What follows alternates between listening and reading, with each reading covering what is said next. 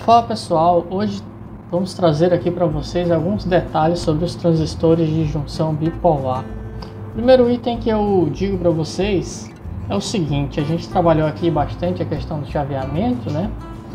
Quem sabe futuramente veremos aí a questão de amplificação, mas por enquanto a questão de chaveamento é o que nos interessa mais. Então temos de ter sempre cuidado ao chavear indutores e motores. Aí vocês pensam em indutores, pode ser um relé, por exemplo, né? E motores pode ser aquele motorzinho DC que a gente pode querer ligar e desligar ele, ou controlar a rotação com o que a gente chama de PWM. E o que acontece, gente? Quando você liga esse meu transistor, vai passar uma corrente por esse meu indutor, né? Então esse meu indutor vai ter aí uma energia acumulada. E aí, assim que você desliga, você desligou o transistor e aí tem energia ainda acumulada aqui, ó, em cima do meu indutor. Esquecendo esse diodo aqui que está em paralelo, tá, gente? Tem energia acumulada nesse meu indutor. Então, na próxima vez que eu ligar o meu transistor de novo, essa energia aí vai aparecer como um surto de tensão, ó, desse jeito. Aparece aí como um pico de tensão, tá bom? O que pode danificar essa chave. Afinal, você pode até pensar: ah, minha chave suporta essa tensão aqui de liga e desliga, que é o VCC. Mas será se ela suporta esse pico aqui, que às vezes tende a ser bem grande, a depender da quantidade de energia que tem armazenado no seu indutor? Talvez não, né? Então, uma forma que a gente faz aí para evitar que isso aconteça é colocar um diodo aqui servindo como uma coisa que a gente chama de circuito snubber, tá? Aonde, quando a nossa chave abrir, a energia armazenada no meu indutor vai passar aqui pelo meu diodo e vai ser gasta aí no meu diodo. Então esse diodo aí vai dar uma esquentadinha aí, a depender da quantidade de energia que tiver armazenada no meu indutor.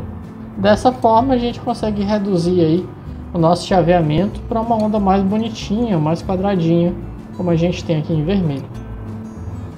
Uma outra questão importante de ser mencionada é que o ganho DC, aquele beta que a gente viu, ele não é constante. Eu trabalhei nas questões com vocês, onde o ganho DC era 125, era 100, né?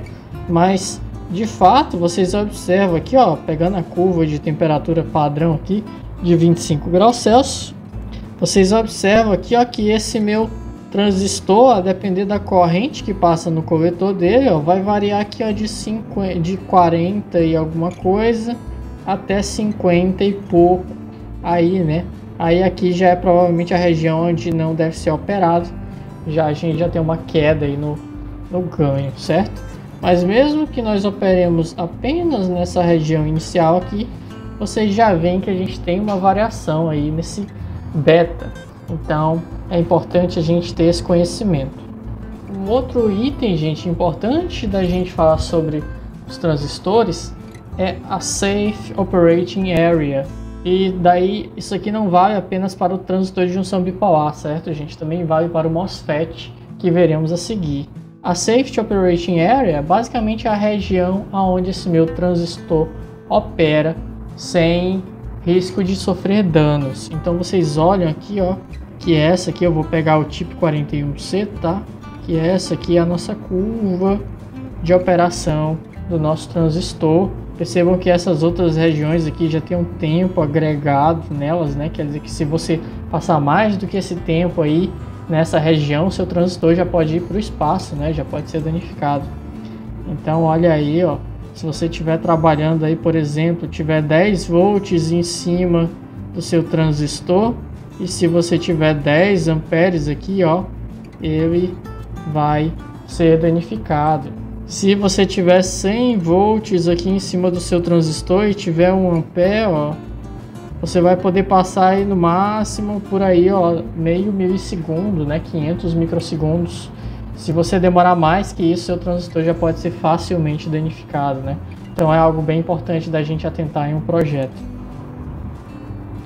Aqui, em seguida, eu trago para vocês um circuito padrão de amplificação, apenas para comentar em como é feito, né, rapidamente.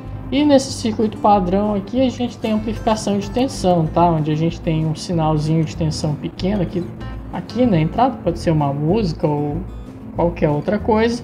E aqui na saída a gente vai ter esse sinal de tensão amplificado, aonde essa amplificação, que é dada pelo ganho de tensão, vai ser aproximadamente RC sobre a minha resistência de emissor. Então essa daqui é uma forma bem básica, bem padrão, que a gente vê aqui para amplificação de tensão. Mais para frente a gente vai ver muitos mais detalhes sobre isso daí, mas para o curso mais focado na área de eletrônica. E por fim eu vou estar trazendo aqui para vocês rapidamente como a gente vai fazer o teste de um TJB, né? Eu já comentei rapidamente que é esqueminha com diodos, né? E aqui a gente vai ver na prática.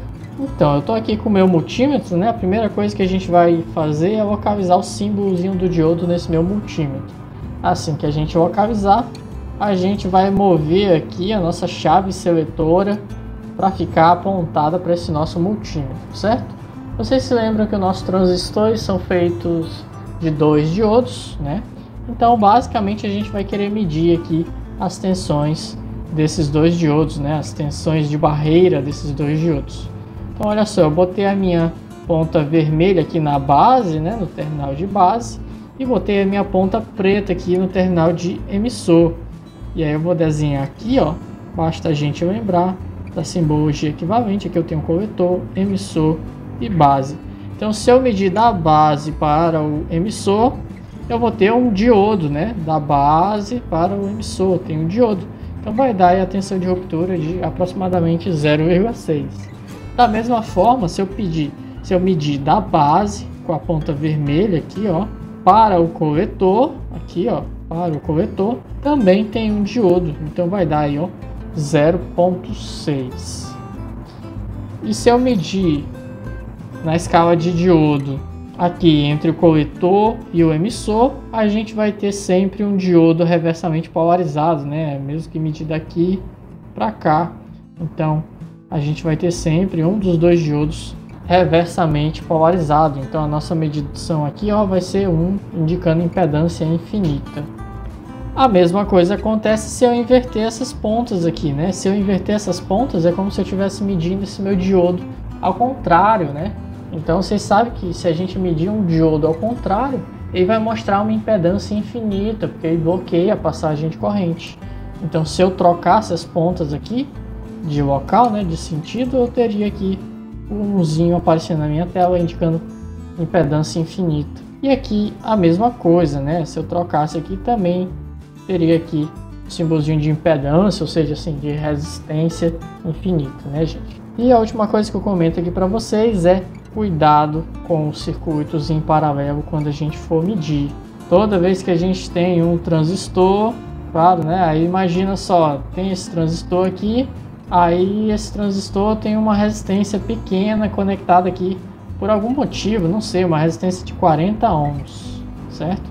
E aí você vê aqui com a ponta vermelha aqui e botou a ponta preta aqui, e aí apareceu uma tensão bem baixinha aí de 40 no seu multímetro, medindo na escala de diodo, certo? E aí você pode dizer, mas então provavelmente esse meu transistor está condenado.